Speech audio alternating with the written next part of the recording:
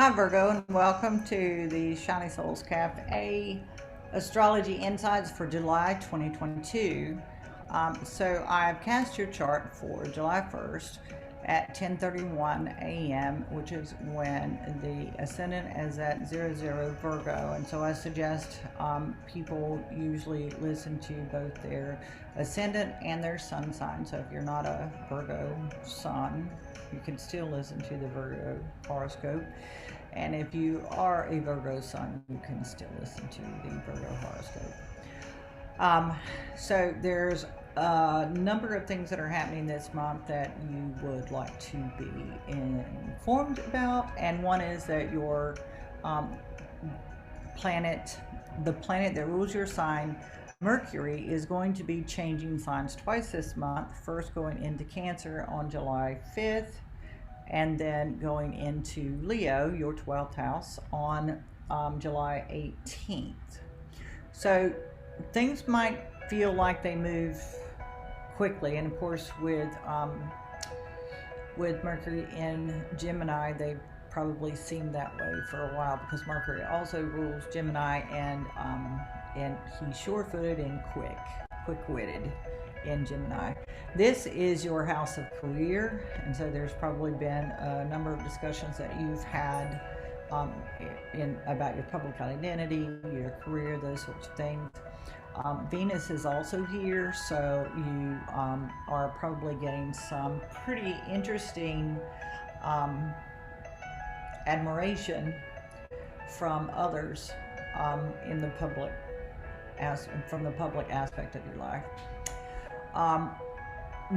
Venus is also going to leave Gemini this month and move into Cancer, but Venus will go into Cancer until July 17th, which is the day before Mercury goes into Leo, and so they're not going to be in Cancer here in the 11th house together, except for the very beginning of Venus's trip. And so Venus will be here at the beginning of Cancer, and Mercury will be here at the end.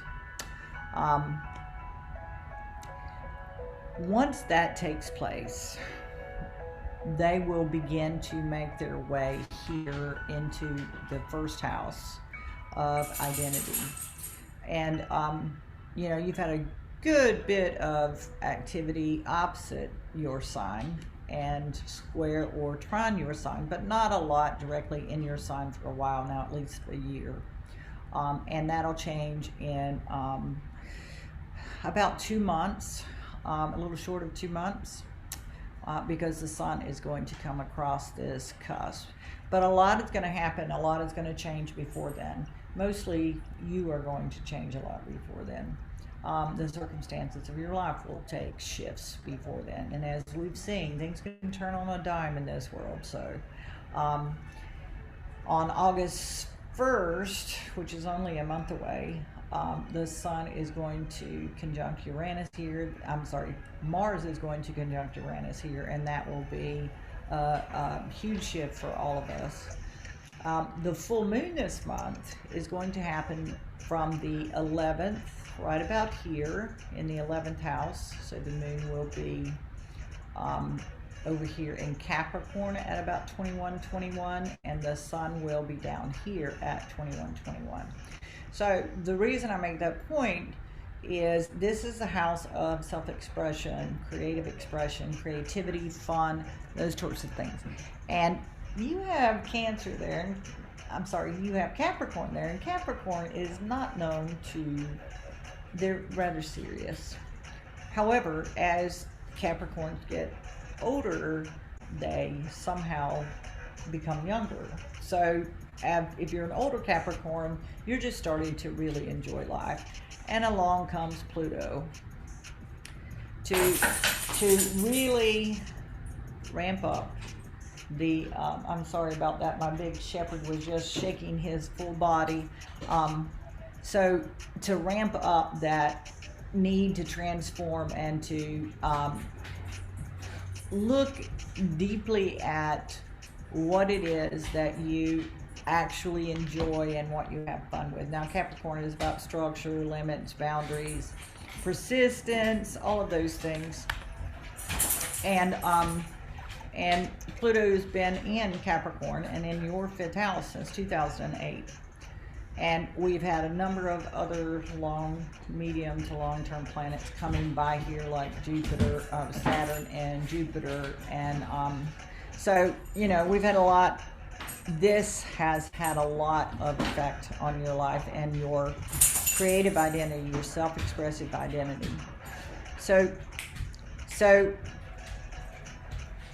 I really want you to think about ways you can learn to enjoy yourself better, that are kind of out of the box, because your soul, your very soul, is calling for letting go a little bit, letting go and having some fun.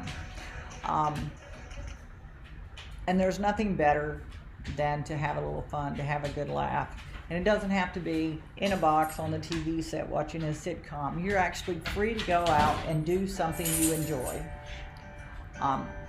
So get out there, do something you enjoy. The full moon here, being so close, is going to be a little bit like, I feel like it's going to be a little bit like a lunar eclipse. I think it's going to have a larger impact than the normal full moon has. And so notice what happens in your environment. Notice about your self-expression around that time of the full moon, which takes place on July 10th. So we'll be getting some input from that full moon. And, you know, it could be that you meet someone out when you're socializing out in a larger group. The 11th house is about group associations, so look for that. And really pay attention to ways that the ways you have fun are changing or transforming. And try not to take yourself so seriously. So you also have Saturn here in Aquarius in the day-to-day. So you do take your day-to-day activities pretty seriously, and Saturn has been kind of driving that home for the past 2.5 years. And before that, he was down here with Pluto, also making it very, very hard to see the lighter side of life, let's put it that way.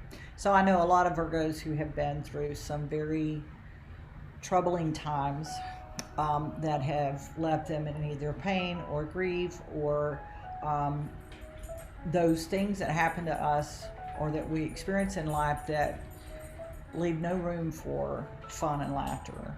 Well, you're moving towards a time when that's going to be more of a possibility.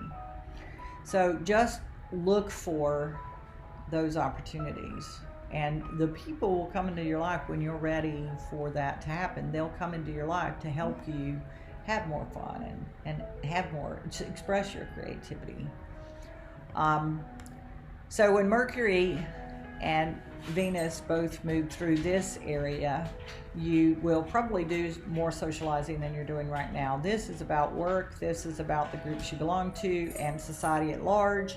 And then Mercury is going to move into Leo here and be in Leo for a while before he moves across the cusp here. When Mercury comes through the 11th house, just like the full moon, Mercury is going to make an opposition to Pluto. And when Mercury makes this opposition to Pluto, it's important to pay attention to what Mercury observes. Be curious, pay attention to what the groups around you are saying and the direction that those experiences are taking you. 2 days after Mercury opposes Pluto in Capricorn on the 18th of July, the Sun will oppose Pluto. And so Mercury will come through there and give you a hint about something that's upcoming, and then the Sun will put a spotlight on it. So Mercury will be the discussion. The Sun is the bright light that says you can't ignore this. So pay attention to the 18th through the 20th. And also pay attention to the quarter moons, July 6th and July 20th. Those are important dates as well, and they take place around other astrological events that are happening, like Mercury moving into Cancer and Mars moving into Taurus. By the end of the month, we will have 6 planets retrograde. Right now, we have Pluto and Saturn and Neptune. And by the end of the month, we will add Chiron and Jupiter. So 5 planets retrograde. And that'll be an opportunity. So the 8th house for you, this house here where you have Aries and Chiron, Jupiter, and Mars, is about the resources, sharing resources of others. It's about our emotional attachments. It's about our contractual agreements, either in business or in our personal relationships. And so that is the idea of the sharing of others, sharing resources shared with others. And that's been a hotbed of activity over the past couple of weeks. It has probably done more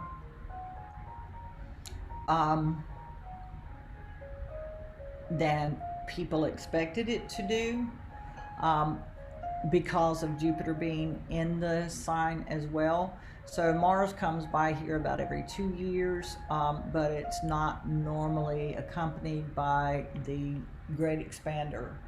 And so Mars in Aries, is about autonomy and personal will and choices and those types of things. And Jupiter has expanded that just tremendously, exponentially. And so we get things like Supreme Court rulings that affect many people's ability to, for autonomy, for the right to make their own choices. And so that house has been, or that sign has been really busy. When Mars moves into Taurus, we will feel a little bit of a shift, but Mars and Taurus are not the best of friends. And so there can be a little bit of friction there still. And the experience that we've had with Mars in Aries has certainly been friction building. So when Jupiter turns around and comes back into Pisces, things should also calm down, and that will happen again, like I said, on the 28th. Jupiter will go retrograde, so we'll start internalizing some of that expansive energy.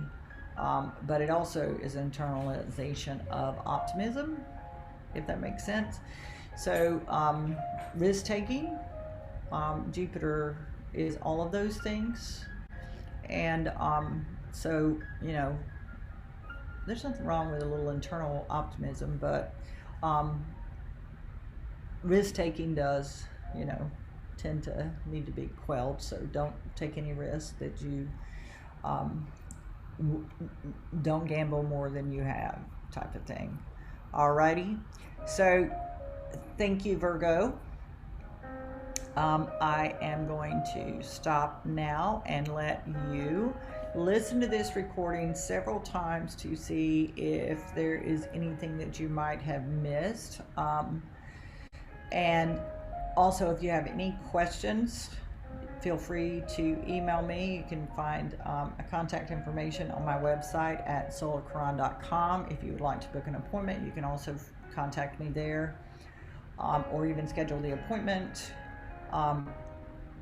We are moving into a tough part of the year, and this is going to be something that I do weekly and monthly. And so if you enjoyed this podcast or this YouTube video, certainly like and subscribe. I will see you next time for the weekly and the monthly. And thank you again, Virgo.